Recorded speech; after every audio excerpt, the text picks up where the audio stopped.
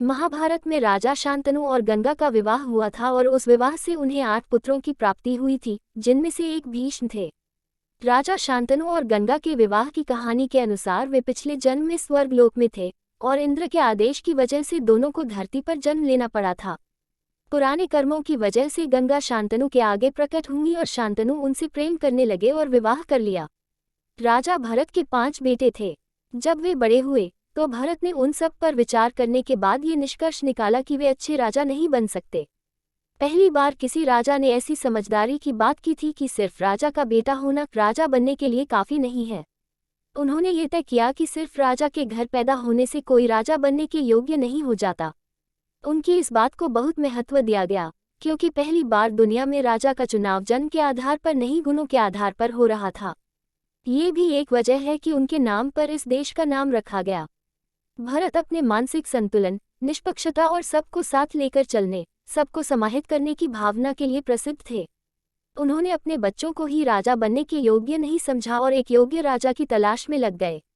उन्होंने बृहस्पति के नाजायज पुत्र विरत, जो बृहस्पति के भाई की पत्नी ममता से पैदा हुआ था, को अपना उत्तराधिकारी चुना। बृहस्पति ने ममता के साथ जबरन संबंध स्थापित किया था, जिसका मतलब है कि विरत बलात्कार का नतीजा था। इस युवक को भरत ने राजा के रूप में चुना। विरत एक महान राजा साबित हुआ और उसने बहुत बुद्धिमानी के साथ राज किया। विरत के 14 पीढ़ी बाद शांतनु हुए।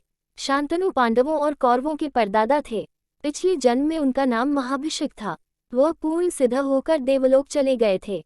एक दिन जब वह इंद्र के दरबार में अपने स्थान पर बैठे थे, तभी देवी गंगा वहां आई। वह पल भर के लिए बेखबर हुई तो उनका पल्लू गिर गया और अनजाने में उनके शरीर का ऊपरी भाग नग्न हो गया। उन दिनों की आचार संहिता के मुताबिक सभी पुरुषों ने अपनी आंखें नीची कर ली, जबकि महाभिषिक जो देवलोक में नए थे उन्हें घूरते रहे।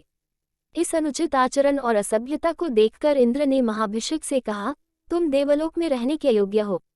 तुम्हें वापस जाकर फिर से इंसान के रूप में जन्म लेना होगा। फिर उन्होंने गंगा को देखा तो ध्यान दिया कि वह तवज्जो मिलने का आनंद उठाती हुई प्रतीत हो रही थी। इंद्र ने गंगा से कहा, ये पूरी तरह अनुचित है। तुम्हें भी वापस जाकर एक इंसान के रूप में जन्म लेना होगा।